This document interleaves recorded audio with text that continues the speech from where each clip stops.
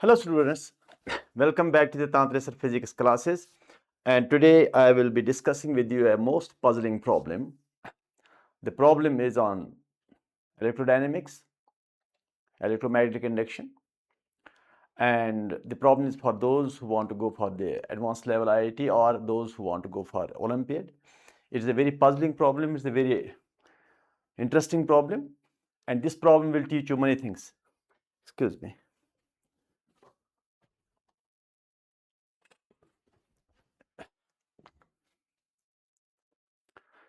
This problem will teach us many concepts. The problem is like this. Consider a quarter circular conducting ring.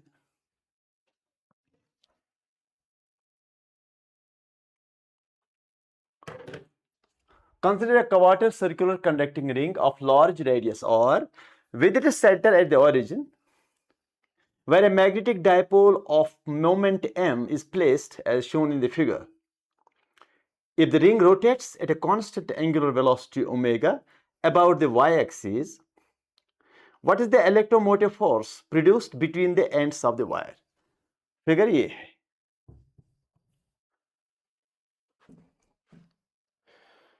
Figure कुछ ये है. ये है figure. This is the figure. This is the wire, quarter of a circle, and this is the magnetic dipole here at the origin. This magnetic dipole will produce magnetic field around, and this wire, quarter wire, is rotating about y-axis.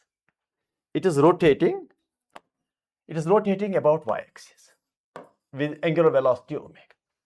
This quarter wire is rotating around the y-axis, and we have to find what is the induced EMF produced in the wire between its two ends. Because now, as you know, this wire part is rotating in the magnetic field.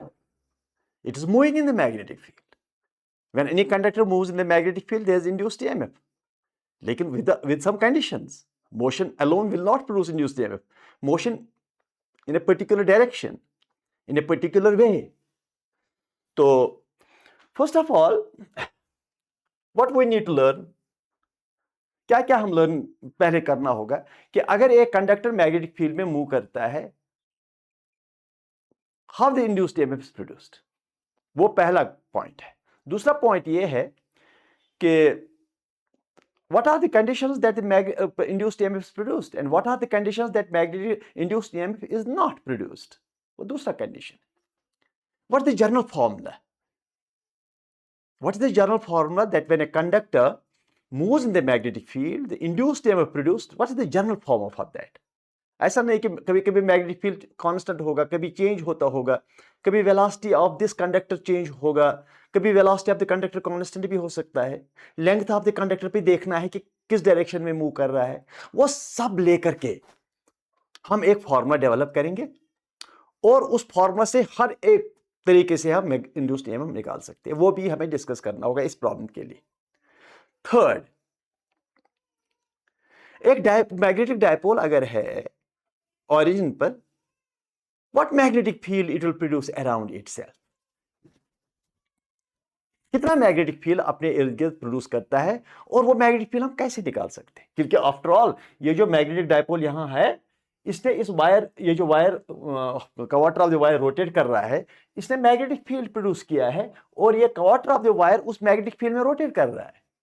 वो भी हमें सोचना है कि how much magnetic field this dipole produce. That is all.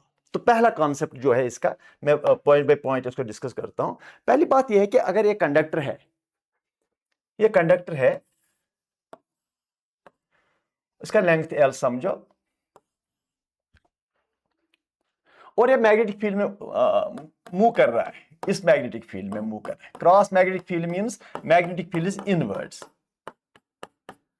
Magnetic field inwards है और ये जो रॉड है या वायर ही समझो, it moves in the forward direction like this. और मैग्नेटिक फील्ड अंदर है into the board. That means magnetic field और या रॉड और या वेलोसिटी आपस में परपेंडिकुलर है.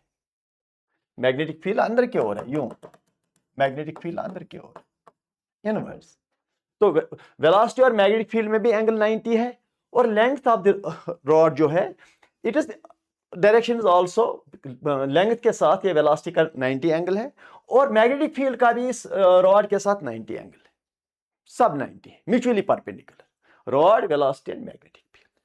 अब इस सूरत में how much induced EMF is produced in the rod? Because the rod moves in the forward direction, magnetic field is inverse, this rod cuts the magnetic field. आप इसको ऐसे कर सकते हो, अगर इसको आगे आप ले रहे हैं in the with the distance x in the forward direction, तो इस x डायरेक्शन से जब हमने इसको x मूव किया forward, how much flux it cuts, तो वो एक तरीका है induced EMF निकालने का। After all, you know, the induced EMF produced is rate of change of magnetic flux. तो कितना मैग्नेटिक फ्लक्स कट किया या कितना इसने चेंज किया, इस रॉड के कट होने से कितना मैग्नेटिक फ्लक्स चेंज हुआ, तो वो निकालना है। तो that is very easy, flux is equal to that is Lx और मैग्नेटिक फील्ड, अंदर की ओर जो मैग्नेटिक फील्ड जा रहा है, एरिया जो कट हुआ, और magnetic field that is B, तो ये हुआ flux cut by this rod moving in the forward direction. तो इसको डिफरेंशिएट करने से d∅dt is equal to LB constant, x का डिफरेंशिएशन dx/dt, तो दैट इज LBV और VBL। ये इजी है और ये करते रहते हैं कि एक रॉड को जब मैग्नेटिक फील्ड में हम मूव कर रहे हैं, इसमें इंड्यूस्ड EMF कितना प्रोड्यूस हो रहा है। लेकिन यहां एक स्पेशल केस ये है कि रॉड, वेलोसिटी और मैग्नेटिक फील्ड आपस में परपेंडिकुलर है, which is not necessarily all the time, ये हमेशा जरूरी नहीं है।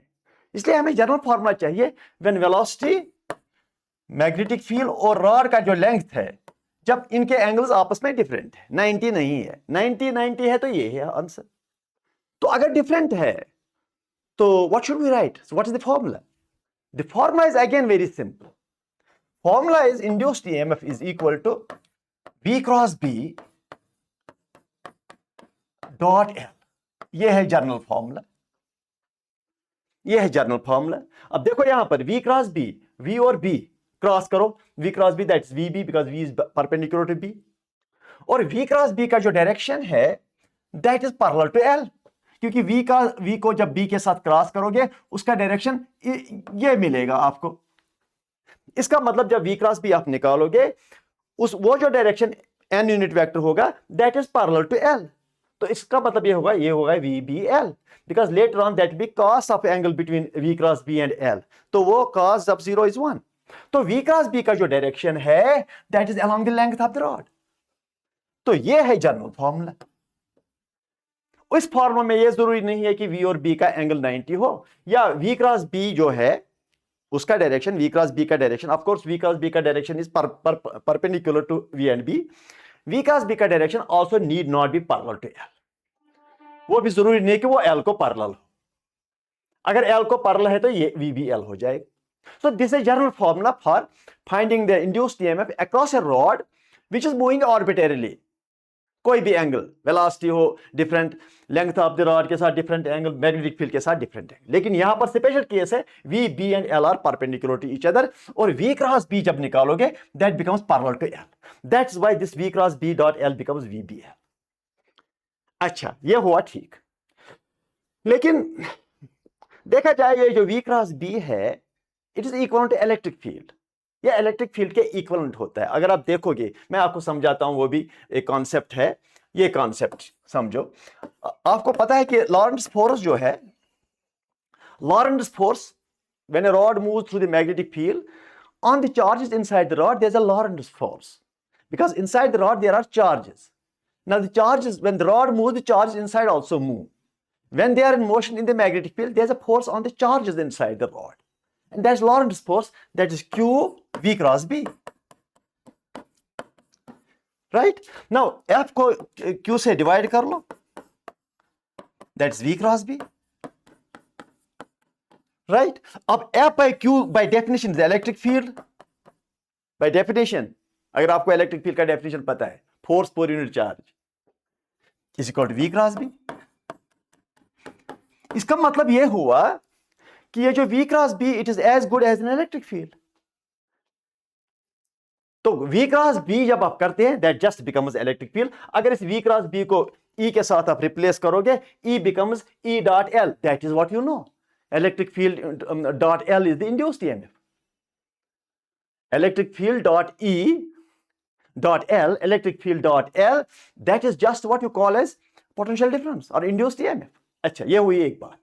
दूसरी बात ये है कि जो हमने induced EMF अब निकाला V cross B dot L, ये general formula, it's a general formula जो हर एक क्वेश्चन अब किया जा सकता है। लेकिन ये जनरल फॉर्मूला भी है जब V कांस्टेंट है, B कांस्टेंट है, L कांस्टेंट है। L क्या कांस्टेंट है, रॉड मूव कर रहा होता है उसका L कांस्टेंट ही होता है। लेकिन this is the formula when V and B at least are constant. हो सकता है ये कांस्टेंट ना हो, तब क्या करोगे?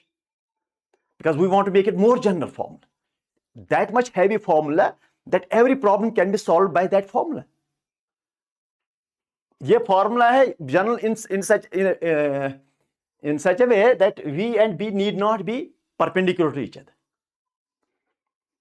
But if V and B are not constant, magnetic field is different. जैसे अभी मैग्नेटिक डायपोल ऑरिजिन पर है, उसका मैग्नेटिक फील्ड अराउंड कांस्टेंट नहीं है, वो स्पेस डिपेंडेंट है, तो उसमें ये फॉर्मूला को मॉडिफाई करना पड़ेगा। अब जरा देखिए, अगर V कांस्टेंट नहीं है, B कांस्टेंट नहीं है, जैसे आप जब आप किसी चीज को, जब कोई चीज वेरी करता है तो आप उसका इंटीग्रल फॉर्मूला बनाते हैं, जैसे वो work done F dot S, work done is equal to F dot S, और जब फोर्स कांस्टेंट नहीं है तो इसी वर्क को करते हैं integration of F dot ds, इसी वर्क को करते हैं F dot ds if F is not constant. इसी तरह से इस formula E is equal to, इसको integration V cross B dot dl, बस this is the most general formula. अगर V और B कांस्टेंट नहीं भी है, अगर V और B कांस्टेंट नहीं भी है, तब जाकर हमें यह फॉर्मूला यूज करना। अब समझो अगर V क्रॉस B कांस्टेंट है, ये बाहर आएगा कांस्टेंट, तो इंटीग्रेशन dl को होगा, तो d इंटीग्रल खत्म होकर के यही फॉर्मूला हो जाएगा। इसका मतलब दिस मोस्ट जनरल फॉर्मूला। तो अब आपके पास फॉर्मूला है, देखो मैं समझाता हूं। आपके पास फॉर्मूला है E V क्रॉस B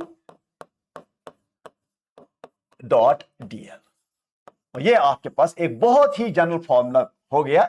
इस फॉर्मूला के माध्यम से आप कोई भी इंड्यूस्ड ईएमएफ निकाल सकते हो। जब भी रॉड मूव करता हो किसी भी मैग्नेटिक फील्ड में, चाहे वेरी करता हो, रॉड का वेलोसिटी वेरी करता हो, कुछ भी डायरेक्शंस डिफरेंट हो, वेलोसिटी और मैग्नेटिक फील्ड का डायरेक्शन डिफरेंट हो, जरूरी नहीं है कि वो आपस में परपेंडिकुलर हो। But as a special case, if V and B are perpendicular and L is also perpendicular to both, so this becomes VBL, just VBL, because that is already that you know and that you have derived in a simple case. वो चीज यहां से भी derive हो सकता है। After all it is a most generalized formula. अच्छा, अब और एक चीज मैं आपको सिखाना चाहता हूं, आपकी याददाश्त के लिए, आप उसको याद ही रखो। याद क्या रखना है मैं बताता हूं। अगर ये रॉड, जैसे अभी इंड्यूस्ड ईएमएफ जो हमें ये मिला, या स्पेशल केस के लिए V cross B dot L, ये भी आपके पास फॉर्मूला है अगर V और B कांस्टेंट है। अच्छा, अगर रॉड कुछ ऐसे है और लेंथ ये है, वेलोसिटी और मैग्नेटिक फील्ड, सपोज ये जो रॉड है, मैग्नेटिक फील्ड इसी के डायरेक्शन में है, रॉड के डायरेक्शन में ही, लेंथ ऑफ द रॉड जो है इसी डायरेक्शन में मैग्नेटिक फील्ड, मतलब V is parallel to B, magnetic field is in the direction of the rod and rod is moving, let the rod move in any direction. Why like this? Why not like this? Rod को जाने दो, मगर magnetic field is parallel to the length of the rod. ये देखो, ये rod है ना, rod यूं मूव कर रहा है या यूं, लेकिन मैग्नेटिक फील्ड जो है वो रॉड की डायरेक्शन में ही है। तो रॉड की डायरेक्शन में अगर मैग्नेटिक फील्ड है, लेंथ ऑफ द रॉड की डायरेक्शन में, इस L की डायरेक्शन में, तो ये तो हो गया इंड्यूस्ड ईएमएफ जीरो, क्योंकि if B is perpendicular, if B is parallel to DL, तो इंड्यूस्ड ईएमएफ is zero। ये याद रखो, यहां से ही निकलता है। if V is parallel to DL, zero, if B is parallel to DL, zero, if V is parallel to B, zero, parallel, if V is parallel to DL, zero, if B is parallel to DL, 0. If V is parallel to B, 0. अच्छा, हो गया ये भी. ये याद रखो आप, मतलब keep this in your mind. If when you are doing a heavy problem, कोई भी heavy problem जो होता है, that is a series of simple things. लेकिन उस हैवी प्रॉब्लम में क्या होता है, सारे कुछ कॉन्सेप्ट एक ही बार लग जाते हैं, एक ही बार यूज होते हैं, तो आप कंफ्यूज हो जाते हो.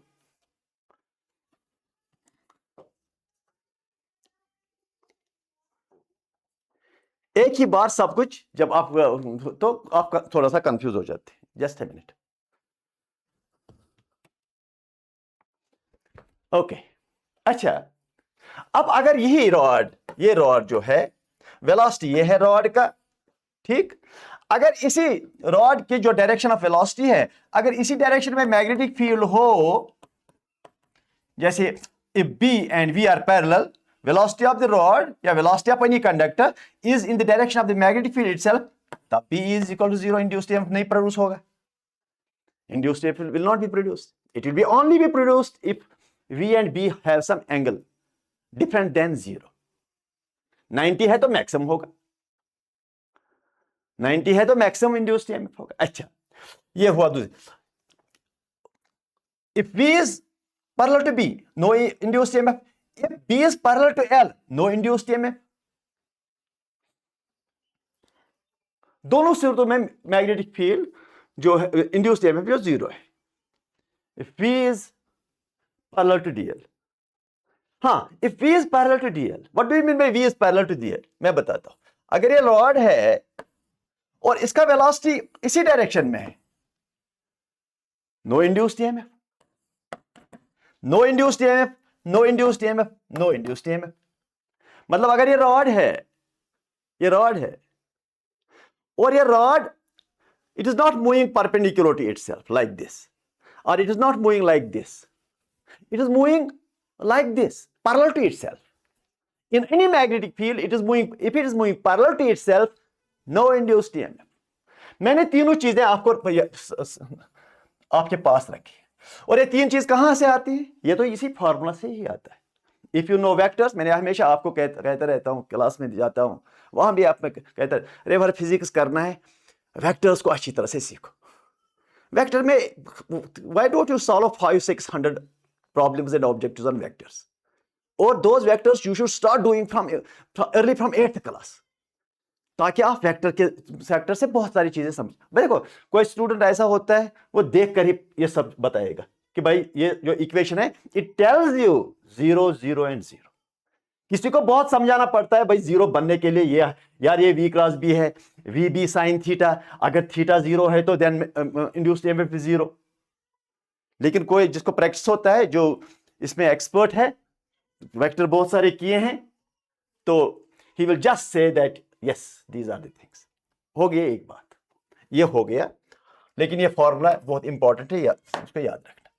अब और एक चीज, अब मेरे पास एक मैग्नेटिक डायपोल है, ये जिसका मैग्नेटिक मोमेंट m है. मैग्नेटिक डायपोल क्या होता है? बार मैग्नेट होगा मैग्नेटिक डायपोल, जिसका नॉर्थ पोल होता है, साउथ पोल होता है. It that also produce magnetic field around itself in all possible directions. Then again, one more point that I want to tell you here. Current carrying coil is also a magnetic dipole. That also produce magnetic field all around. ठीक? अच्छा, अब जरा देखिए, interesting चीज यहां देखिए आप.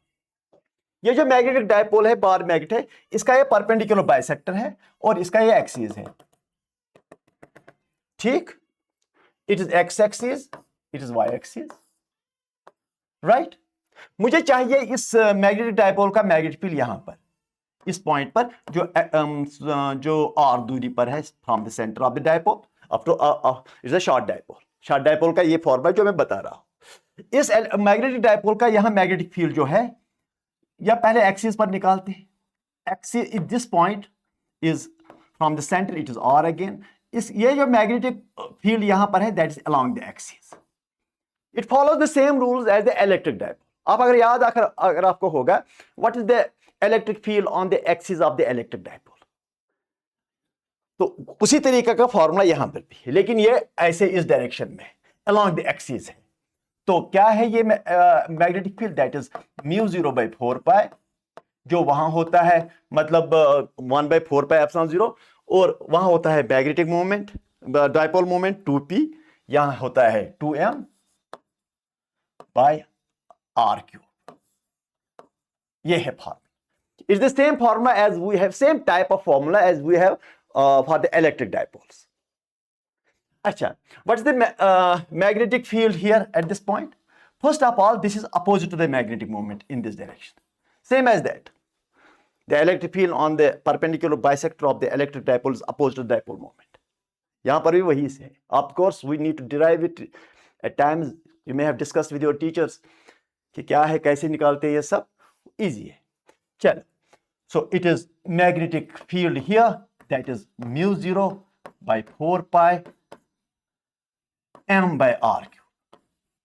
यहां कम होता है या थोड़ा ज्यादा होता है 2 times, वहां p by r क्यूब है. ये भी एक हमारे पास अगर मैग्नेटिक डायपोल है, we need to know what is the magnetic field produce around. वो ये है, because it has a space dependence, it depends upon the distance. अच्छा, now can you tell me what is the magnetic field here at this point? इस point पर आप बता सकते हैं व्हाट इज मैग्नेटिक फील्ड? जरा यहां ये हम करने की कोशिश करेंगे. I hope that you understand. ये है आर, मुझे यहां चाहिए मैग्नेटिक फील्ड इस डायपोल का. लेकिन ये जो पॉइंट है, ये ना इस डायपोल के एक्सिस पर है, ना इसके परपेंडिकुलर बाइसेक्टर पर है. यहां पॉइंट हो तो इजी, यहां पॉइंट हो तो इजी इसका, लेकिन इसका क्या करें? ये तो एक्सिस भी नहीं है, ना ये परपेंडिकुलर बाइसेक्टर है. अगर ये एक्सिस होता तो मैं लिखता, अगर परपेंडिकुलर बाइसेक्टर भी होता तो मैं लिख सकता. लेकिन अब मैं क्या करूंगा, अगर ये थीटा है, मैं इसके दो पीसेस करूंगा इस डायपोल के. एक कंपोनेंट आएगा m cos थीटा यहां से, और दूसरा कंपोनेंट आएगा यहां m sin थीटा.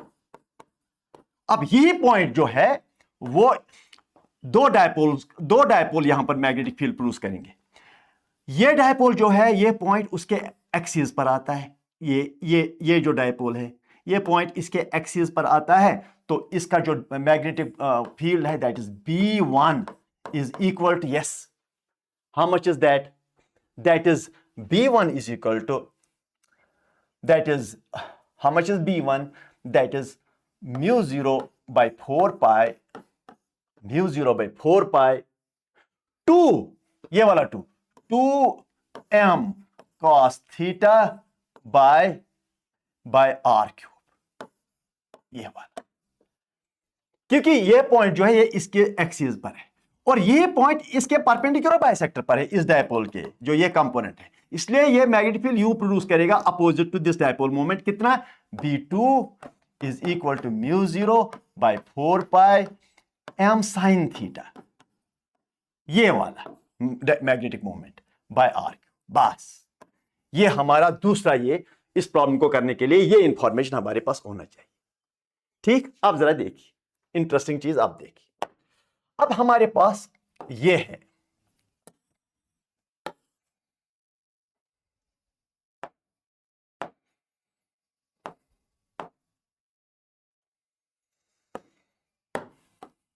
अब हमारे पास ये सिचुएशन है.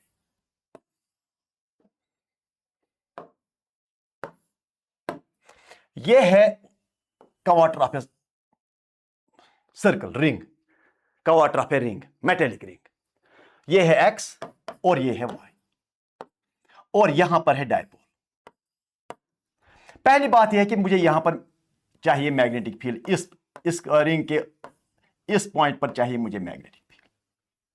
आप कहेंगे ठीक है, अगर ये थीटा है तो यहां मैग्नेटिक फील्ड के दो कंपोनेंट, एक तो इसके, अगर इसके मैं दो कंपोनेंट बना रहा हूं जैसे मैंने बनाया है अभी, एक कंपोनेंट यूं, दूसरा कंपोनेंट यूं, ये m cos थीटा कंपोनेंट, ये m sin थीटा कंपोनेंट. एक मैग्नेटिक कंपोनेंट ऐसे आएगा, that is B1. How much is that? mu 0 by 4 pi, yes, m cos theta, that is 2m cos theta by r cube. ठीक, और दूसरा component यहां से है, देखो, दैट इज B2. इस डायपोल के दो कंपोनेंट, एक यूं और एक यूं, वो मैंने पहले ही आपको दिखाया है, that is mu 0 by 4 pi m sin theta by r cube. दो मैग्नेटिक कंपोनेंट्स हैं. लेकिन यहां देखो, आप गौर से देख लो, ये जो वायर है, इस वायर पर इसके दो मैग्नेटिक कंपोनेंट्स है, ये और ये। अब मैं आपसे पूछूंगा इन दो कंपोनेंट्स में से कौन सा magnetic component induced EMF produce करेगा, वो आपको बताना होगा। अभी मैंने समझाया अभी, चलो ठीक है। नंबर 1। नंबर 2, अब जो ये आर समझो रेडियस, अब ये जो वायर है इट रोटेट्स। जब ये रोटेट कर रहा है ओमेगा से, मुझे बताए इस पॉइंट का वेलोसिटी जो है वो अंदर की ओर है, दैट्स इनवर्ड्स। सोचो जरा, अगर ये एक्सवाई प्लेन में इस वक्त ये क्वार्टर ऑफ द रिंग है, ये रोटेट करेगा, इस पॉइंट का वेलोसिटी अंदर की ओर होगा, अंदर की ओर होगा v, मगर वो वेलोसिटी और ये b आपस में 90 बनाते हैं। ठीक, अच्छा, बहुत अच्छी बात है। अब मुझे बताइए आप, अगर मैं v क्रॉस b करूंगा, वो डायरेक्शन आएगा along this v cross b, क्योंकि v अंदर है, b यूं है, तो v क्रॉस b ऐसे अलोंग द वायर आएगा। v अंदर है, b रेडियल है, तो v क्रॉस b जब करोगे वो रेडियल, वो इसके अक्रॉस अलोंग आएगा, कंडक्टर के अलोंग आएगा। अच्छा, वो बात सही है, लेकिन मुझे बताए इन दो मैग्नेटिक फील्ड में से जब ये रोटेट कर रहा है, अच्छा और एक बात है, यहां वेलोसिटी क्या है, what is velocity of this point? ये r है, ये r cos थीटा हो गया और ये r sin थीटा, ये लेंथ। तो ओमेगा के साथ रोटेट कर रहा है ये ऐसे, जब ओमेगा के साथ रोटेट कर रहा है, मुझे इस पार्टिकल का वेलोसिटी बताइए, that is omega r sin theta. वो आपको पता है, सर्कुलर मोशन में स्पीड होता है r ओमेगा, तो ये इस सर्कल में घूमता है विद रेडियस दिस, ये बड़े सर्कल में घूमता है, ये और बड़े सर्कल में घूमता है। इस टॉप पॉइंट का वेलोसिटी 0 है, because that is on the axis itself. अच्छा, अब आप मुझे बताइए what is the induced EMF? Induced EMF produce करेगा ये मैग्नेटिक फील्ड, ये मैग्नेटिक फील्ड नहीं, क्योंकि it is along the length of the wire. अभी हमने साबित किया, ये वाला अगर ये रॉड है, इसके अलोंग अगर मैग्नेटिक फील्ड है, that will not produce the induced EMF. अब इसमें इंड्यूस्ड ईएमएफ B1 प्रोड्यूस करेगा। तो अब बताइए क्या फॉर्मूला मैं लिखूंगा? फॉर्मूला क्या लिखना है? Induced EMF is equal to integration, yes, v cross b dot dl। तो इट इज, हाँ, कहां से कहां integration? From 0 theta is equal to 0 to theta is equal to π/2, from 0 to π/2। so is equal to what is vb? v को इस b पे cross कर दो, मगर उनका एंगल 90 है, हो गया vb1 डॉट dl। लेकिन v क्रॉस b का जो डायरेक्शन है वो dl के अलोंग होगा। अब देख लो, v अंदर ये वाला, b ये, तो v cross b along the wire आएगा, थोड़ा सा इमेजिनेशन करना पड़ेगा। तो vb1 dl from 0 to π/2, so that will be equal to 0 to π/2. What is v? That is omega r sin theta. What is b1? That is mu 0 by 4 pi twice m cos theta by r cube, ऐसे कुछ। अब dl, अब आप मुझे बताइए what is dl? आपको बताना पड़ेगा व्हाट इज dl। अब dl में आपको बताऊंगा क्या है। ये ऐसे, ये थीटा, ये dl, ये d थीटा, तो dl is r d theta, ये r और ये d थीटा, तो dl is r d theta, ऐसे। तो अब मैं इंटीग्रेशन इसका करूंगा। देख, induced EMF is equal to, निकालो कॉन्स्टेंट्स बाहर, ओमेगा बाहर, r बाहर, r क्यूब बाहर, म्यू 0 बाहर, integration 0 to π/2 twice sin theta cos theta. What is this dl? That is r d theta. वो देखो अभी r d theta, d theta ऐसे, r को बाहर निकालो, स्क्वायर हो गया। तो it is E equal to, ये नीचे r हो गया, ओमेगा म्यू 0 बाय r, इसका इंटीग्रेशन कर दो, ये sin 2 थीटा के बराबर, ये वाला, तो इसका इंटीग्रेशन हो गया cos of 2 theta with a negative sine, divide by 2 under limit 0 to π/2। ठीक, ये होगा induced EMF is equal to minus omega mu 0 by R. ये 4 कहां गया भाई, 4 भी बाहर, 4 पाई, ये वाला 4 पाई, चलिए 4 पाई, 4 पाई, ठीक। अच्छा ठीक है, चलो ये हो गया cos of 2 pi by cos, theta को वैल्यू दे दो, that is cos pi minus cos 0,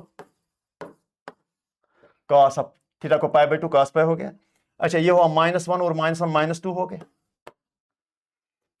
induced EMF is equal to minus omega mu 0 by 4 pi r into -2 ऊपर बाय 2, तो कितना हो गया, induced EMF is equal to minus plus 2 cancel, mu 0 omega 4 pi r. Answer a good problem where you can learn so many things if you, लेकिन अभी मैं देखूंगा मैं गलती तो नहीं की कहीं, mu 0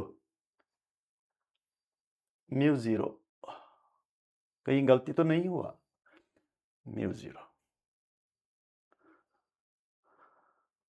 mu 0 omega by 4 pi r is the induced EMF, that is the induced EMF. लेकिन आप देखना कहीं हम कहीं, एक मिनट,